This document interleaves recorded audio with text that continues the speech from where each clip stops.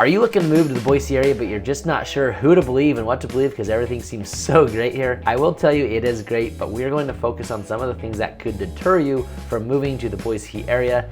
Here we are, pros and cons of living in the Boise Valley, and a big emphasis on the cons. Let's go. If you're looking to move to the Treasure Valley, there are definitely some pros and cons you need to know about. All right, I've said it once before and I'm gonna say it again. Boise is built in the middle of a desert. The water comes from the snow in the mountains and the rain in the mountains, and it gathers at the reservoirs, comes out to the irrigation channels. Because of the reservoirs, we can collect water from the snow and the rain. Those go out through the canals and the rivers, eventually hit our backyards, our farms, everything else. But if you fly out of Boise or into Boise, you will notice that Boise is built in the middle of a desert. Now that is actually a con. If you want to do something on the river, on the greenbelt, it's awesome, but if you get outside of where the water is, there's no shade, there's no beauty. I mean, unless you call the desert beauty, you can always go in the desert and bop a bunny or a squirrel or something like that, but it's really not exactly the most beautiful place, like, as a whole. It really isn't. I wouldn't call this place a tropical oasis, and that can be something that matters to you, might not be. But we also do, to counter those cons, we do have some things to do here. Whitewater Park in the middle of Boise, Quinn's Pond. We have plenty of camping. Within 2 and for sure 3 hours, you can find hundreds and hundreds and hundreds of campsites, mountains, trails, rivers, the whole works. I mean, rivers to run, peaks to hike. There's plenty of golf here, the skiing. If you haven't heard of the White Clouds or Tetons. Another thing I like to mention in the outdoors is the water skiing, wakeboard, surfing. We have 3 lakes in the Boise Valley: Lake Lowell, Blacks Creek, or Lucky Peak. If you want to go even further than that, you can go a couple hours to the Snake River in Burley. You can head over to Oregon. There's plenty of choices for you. Most people stick to Lucky Peak or Lake Lowell. Just so beautiful. I love, love, love the beauty that Idaho has. I mean, Boise is not known for its beauty. Get outside of Boise, you've got a lot of beauty. If you're looking to move to the Treasure Valley, AKA the Boise area, there's one con that is huge. I want to dive into that because it is something that needs to be discussed. It needs to be understood if you're going to consider moving here. All right, guys, the cons of moving here when it comes to money. Yes, it does cost a little bit less to live here, but house prices here in the Boise Valley are up. That is no secret. That helps a lot of industries, but it also hurts a lot of people, particularly those who have lower income and those who don't have a house yet. So that is who it really affects. That is a huge deal. I have a customer moving here from Colorado right now, and our home prices really aren't that different in the suburbs of Denver. Now, Denver itself, I don't know, but where she's from, a little bit north of Denver, yes, it does. Our prices are very similar. The jobs here, now you can work remote in a lot of cases. The jobs here aren't as plentiful, and let's pretend that the husband gets fired from his job. In this case, he's the only one that works, and he's not going to work remote for a Bay Area company or a Colorado company or an Austin, Texas company, whatever it might be. Then you have to find something that's probably going to pay you less. With the house prices up, incomes are less when it comes to in-state jobs. That poses an interesting dilemma when moving to Boise. Now, if you've got it figured out and you're working remote, cool, that's good for you. But that is a real con to the Boise area, is the house prices, I don't think, are on par with the incomes. Now, each can make their own and each can find their own income. I don't think that's impossible, but that's not how everyone's wired, right? If we're going to talk about the flip side of that, I have a customer, I've talked about him before. He actually moved here from Austin area, and he did a spreadsheet. He was making well into 6 figures, so his numbers and his gap of income and cost of living might be different than yours, but he moved here and he said with the spreadsheet he did, he saved $18,000 a year by living in Idaho over Austin, Texas. Now, results may vary, right? The asterisk they put on everything, but that was his story. He has the Excel sheet to prove it. I've asked him to come on here into video and to explain that to us, but he doesn't want to put his face out there on the internet, which is totally great. Cons of living in Boise, I've already said, are the home prices. I want to take you through and show you what a new build looks like when you're closer to Boise, and I want to show you what a new build looks when you're further away from Boise and the amount of bang for your buck you can get for your money if you're willing to get away from the city of Boise. Now, a lot of you who are coming to Boise are very similarly rooted as I am, with a deeper meaning to life, and you believe in God and you have those beliefs. I found that those people are not moving to Boise as much, but the Boise area as much. And so when I say Boise, please understand, it's like saying you're from LA and you're not from LA. It's like, do you really want to know that, like, which suburb I'm from? Like, that's kind of how we use the term here in Boise, is very broad. So if you think I'm saying move to Boise, just, the Boise area.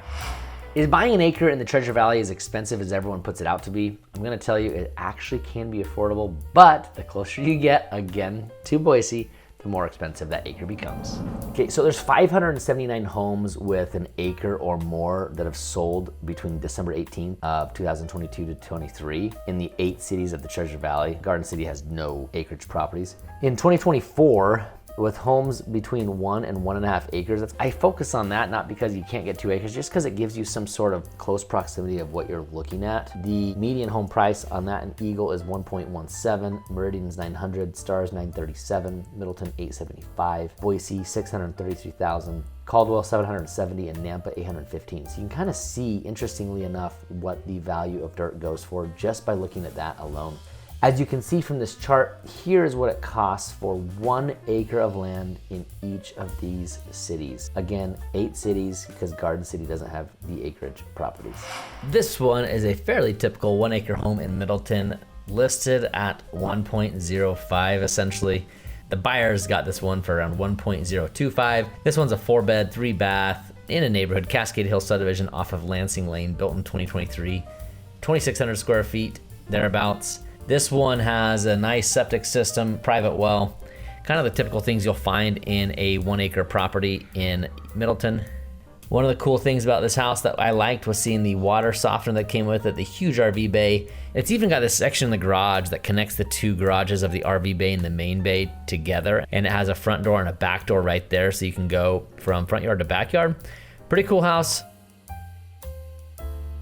Now, cons, I guess I could spin this into a con and say that if you love the blue states, that red state, Idaho is not for you. That would be the con, but really, that one I can't spin. Everyone who watches my stuff is a red-loving, God-fearing individual or family who is trying to come to Idaho for those types of reasons. So there's really no con there. I mean, honestly, if I were to find a con, and this is actually my true feelings, I do think that we need balance, but I also think we need moderate people. I'm not gonna get on a soapbox here, but what I'm going to say is when you have 2 extremes opposing another, and you can't have conversations, that's when problems arise. People ask me all the time, where's the homeless in Boise? Like, I can take you there, but it's not the sidewalks, it's not blocks and blocks of homelessness. If someone from out of country came to our town, we wouldn't have to clean up for them, you know?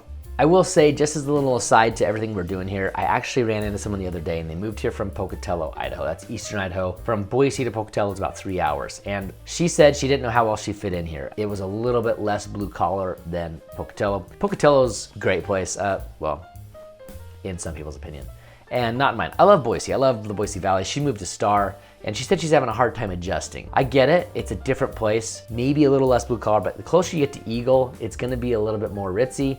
I mean, the other day I was at lunch at Cafe Rio and I saw a G-Wagon. I was like, oh, it's good to be an Eagle again. Like, literally, that's kind of like what I thought. I just don't see those out here in Middleton. You can get the blue collar kind of depending on where you want to move, but there is plenty of choices here. You know, Eagle's a little bit more ritzy. You got Middleton, who's got a little bit of acreage places. There's also neighborhoods that don't have acreage. There's older cars at the Middleton High School parking lot than Eagle. Like, that's a fact. I've driven by and seen it. You know, you've got different demographics throughout the valley, and you've got to figure out which one fits you. I talk a lot about Eagle, Star, and Middleton. I grew up in South Meridian. Honestly, South Meridian is very underrated. I do love the Eagle, Star, Middleton corridor because it's kind of like your outdoor corridor to the Highway 55, which takes you up to McCall, Cascade, Donnelly. You can hit up Stanley from there. I mean, there's a lot of things you can do. Warm Lake, Deadwood, tons of stuff. Hey, look, if you're considering a move to the Boise Valley and you're moving here in the next 9 days or 9 months, guys, I would love to help you out. My name is Brian Hymas, born and raised here and was an appraiser, and I love all things real estate and all things Boise. There's no greater compliment than I can receive than a phone call, a text, or an email from you at the number or email on your screen. And let's get you started in the Buying in Boise Blueprint. That blueprint will help you not overpay for a house, not miss out on any homes, not overpay, and not buy a lemon. And you want those 3 things, I guarantee it. It's what you're looking for in a home, and you want a process that's tried and true. In fact, the Williams who just closed, you don't know them, they accredited the whole experience to that Buying in Boise Blueprint, where we learn how to shop and not shoot it. So let's get you started on that. Call, text, email, let's get you started. Back to the pros and cons. So cons of Boise would include some of the chains and stores that we do not have. I have a friend I grew up with who now lives in the Phoenix area. He says any night you wanna go, you wanna get Filipino food, you wanna get Thai food, you wanna get Bolivian food, you wanna get Peruvian food, you wanna get Parisian food, like you've got your choice, right? That's the joy of a big city. Boise, you've kinda got your few choices. They wanna know where certain stores are at. Whole Foods, downtown. Trader Joe's, downtown and Eagle Road. They wanna know where Costco is. We've got one at Cole and Overland. We've got one at the Nampa Midland exit. We also have one in North Meridian. and Target. Those are the 4 things that people want to know. In and out, guys, for those Californians watching this, we actually have 1 currently going, 2 more under construction. And those I can show you on the map as I'm talking. Those ones are hitting the valley, and I'll tell you what, tastes just as good as Idaho as it does in California. So maybe I'll have to lessen my trips to California unless they have Disneyland for the kids, which we'll have to go there. When it comes to hospitals, a lot of you who come here want to know about hospitals. We have St. Al's and St. Luke's. I've said that. If I were to throw shade at the hospital system in Boise, it would be the fact that if you need intensive care, cancer, ICU, NICU for extreme cases, you're going to Portland or Salt Lake or Seattle for those things. In fact, one of our good friends, their son has some things that he deals with, and he'll end up going to Salt Lake and Seattle regularly. And so those things can happen. As for most cases, Boise has quite the framework and infrastructure to handle a ton that goes on here. As for the airport, dinky. You always have to hit a connection. I mean, I know there's direct flights to Minneapolis, Chicago, Dallas, Houston, LA, Las Vegas, Seattle, Portland, Salt Lake, Denver, Spokane, and a few others. But if we head to Honolulu, it's connecting through Portland, or Portland and LA maybe. If we head to Cancun, we hit Denver, then Cancun. If we head to Europe, it's probably a connection or 2 before we hit the flight to Europe. If we go to Southern Cal, it's a connection. There's usually a connection. The pro is that the airport is awesome. You get there, you fly through check-in and security. I mean, even I have TSA pre-check, and if you don't, you're still not even in that bad of a line. And there's only 1 line. Schools overall, there are a couple schools that have bad ratings. I don't know what bad ratings means to you, but there are plenty of schools with great ratings according to niche.com and greatschools.org. Those 2 sites can probably give you an idea. The weather.